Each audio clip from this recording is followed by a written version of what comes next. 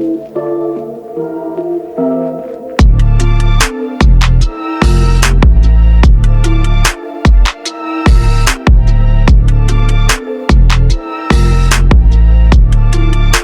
is underway tonight into a deadly police pursuit. It started in the Metro East and ended in St. Louis. This marks the second deadly chase just this month. The most recent case resulted in the death of a 29-year-old mother, Precious Black. December 21st, 2025, 5:15 in the morning. A phone rings. Pam Leonard picks up. On the other end, her daughter's voice. Precious, 29 years old, calling from the side of the road in Fairmont City, Illinois. Mom, I got pulled over. Pam stays on the line. She always does. Precious sounds calm, a little annoyed maybe, but calm. The officer walks up, asks for her license. She hands it over, and then something changes. The family hears rustling, movement.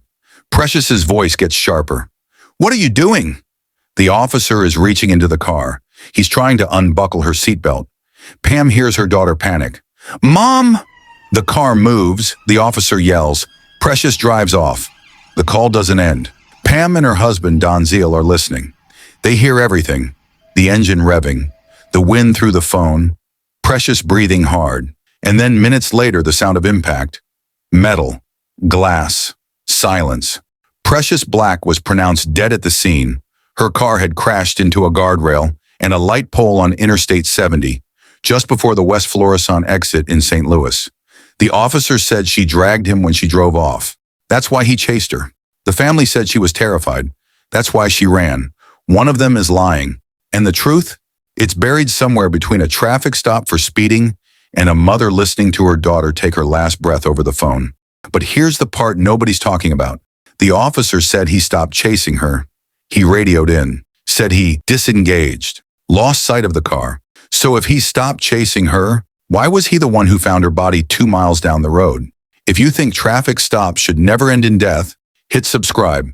Because this story, it's not the first one this year, and it won't be the last unless we start paying attention. Would you have run? If someone reached into your car at 5 a.m., would you stay or go? Drop your answer below. I want to know. Welcome to True Crime Footprint, where we unveil the darkest mysteries and the most terrifying true crime tales. Kindly hit that like button, subscribe to this channel, and turn on the notification bell so you never miss any of our new stories. Your support keeps these stories alive. Precious Black wasn't supposed to die that morning.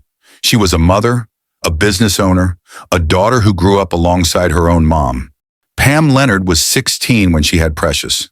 They didn't just raise each other. They built a life together. And Precious? She took that foundation and ran with it. By 29, she owned Precious Palms and Home Services, a healthcare company based in Florissant, Missouri. She worked with elderly clients, people with disabilities, Alzheimer's patients, the kind of work that requires patience, empathy, and a backbone. But that wasn't her only job. She also bartended at Terminal 3 Bar and Grill in Bridgeton. Regulars called it T3, and they called Precious family. Lakeisha Sanders, the owner, said Precious had a gift. She served up smiles and good advice. That's what she did. She wasn't just pouring drinks. She was holding conversations, checking in on people, making sure they were okay. And at home, she had an 8-year-old daughter, a little girl who looked just like her. So when people heard Precious Black died running from the cops, the first question wasn't, why did she run? It was, what made her scared enough to? Because the woman who comforted strangers, who took care of the vulnerable, who built a business from the ground up, that woman doesn't panic for no reason. On the night of December 20th, Precious was driving home from work. It was late. She was tired, maybe going a little fast. And that's when the red and blue lights came on. She pulled over. She called her mom. She did everything you're supposed to do, and somehow it still ended with her car wrapped around a pole. If you believe business owners and mothers deserve better than this, tap that like button, because the system doesn't care who you are. It only cares if you comply. Do you think the officer knew who she was before he reached into that car? Does it even matter? Tell me in the comments. 5:15 a.m., Fairmont City, Illinois. A Fairmont City officer pulls Precious over for speeding. The family's on the phone. They hear the officer ask for her license. She gives it to him. Everything's fine. Routine traffic stop. She'll get a ticket. She'll go home. But then the officer comes back to the car, and instead of handing her the ticket, he reaches inside. He's trying to unbuckle her seatbelt. Pam hears her daughter's voice change. "What are you doing? Why are you doing that?" The officer doesn't explain. He just keeps pulling at the buckle. And Precious drives off. The officer says she dragged him, that he got caught on the door, that he had no choice but to chase her. The family says she was scared, that she didn't understand why he was trying to pull her out of the car. Either way, the officer gets back in his cruiser, and he chases her. They cross state lines, Illinois into Missouri. Speeds hit 90, maybe 100 miles per hour. Interstate 70. Early morning, hardly any cars on the road. The officer radios in. He says he's disengaged. He lost sight of her. But minutes later, he finds her car. It's crumpled against a guardrail and a light pole, just before the West Florissant exit. Precious Black is dead. Here's the thing, though. If he disengaged, why was he the one who found her? And why didn't he call for backup before crossing into Missouri? If you're not subscribing, drop a comment and tell me why. Tell me why you're okay with this kind of thing staying buried. I'm reading every single one. If the officer had just let her go, would she still be alive? Or was this always going to end this way? Comment below. The most recent case resulted in the death of a 29-year-old mother, Precious Black. Justina Coronel is live downtown St. Louis with more. Justina. Yeah, we learned this happened early yesterday morning around 5:15. It started in Fairmont City with a traffic stop. A chase began and ended in the city of St. Louis. Sunday morning, Interstate 70 westbound near West Florissant became a crime scene, shutting down for hours. These recent chases start outside of the St. Louis community and wind up ending in the city of St. Louis. Then that poses a whole different problem for us. Watching closely is Adolphus Pruitt, president of the St. Louis NAACP. Sunday's deadly crash catching his attention. They all started from a traffic violation. On Sunday in Fairmont City, police say a Fairmont City police officer stopped a driver for speeding. That driver is now identified as 29-year-old Precious Black. Investigators say in that traffic stop, the officer tried to remove Black from the car by reaching in to unbuckle her seatbelt. Then she drove off, dragging the officer a short distance. The driver takes off, unfortunately drags him. I'm not condoning that, but the driver takes off. That officer had everything he needed to allow that pursuit not to happen. That officer got back in his car, chased the car, and then lost sight of it. The car was then found in a crash before the West Florissant exit. Black died at the scene, loved ones calling Black a loving, caring mother. Fleeing shouldn't cost anybody their life. For years, NAACP St. Louis president has been advocating for change in regards to police pursuits. This time, it's a different case, but his message stays the same. My message to the police department, if it's a traffic violation and you really don't think this is a dangerous fleeing felon, let's stop the chases.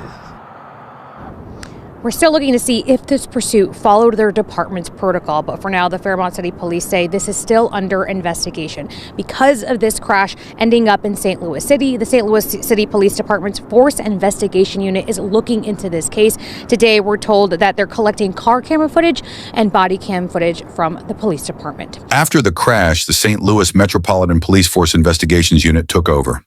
Not because they were involved, but because the crash happened in their jurisdiction. No St. Louis officers chased Precious. This was all Fairmont City. The family demanded body cam footage. The Fairmont City Police Department went silent.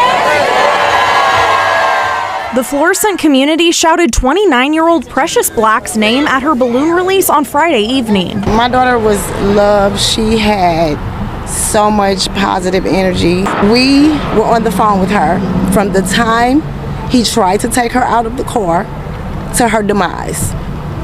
We heard everything. And I'm gonna leave it at that and let them finish their investigation. Black's mom, Pam, and her stepdad, Donzel, are left devastated. We grew together. I had my baby at 15 and she made me so proud. She was an entrepreneur. She had her own business. Adolphus Pruitt, president of the St. Louis NAACP, stepped in. He said the officer already had her ID. He could have just mailed her a ticket. Instead, he chased her across state lines at 100 miles per hour for speeding. And here's what makes it worse. This is the fifth fatal police chase in St. Louis in 2025.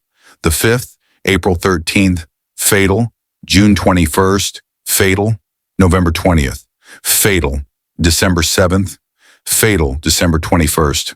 Precious Black. Illinois law says pursuit should not happen for minor traffic violations. The officer violated his own department's policy by chasing her. Legal experts say the family has grounds for a lawsuit, but that won't bring Precious back. And here's what the investigation found. The officer never radioed St. Louis PD to let them know he was coming into their jurisdiction. That's protocol. He didn't follow it. So either he lied about stopping the chase, or he lost control of the situation and didn't want to admit it. Either way, Precious is dead. If you think officers who break the rules should face consequences, share this video. Send it to someone who needs to see it, because silence protects them, not us.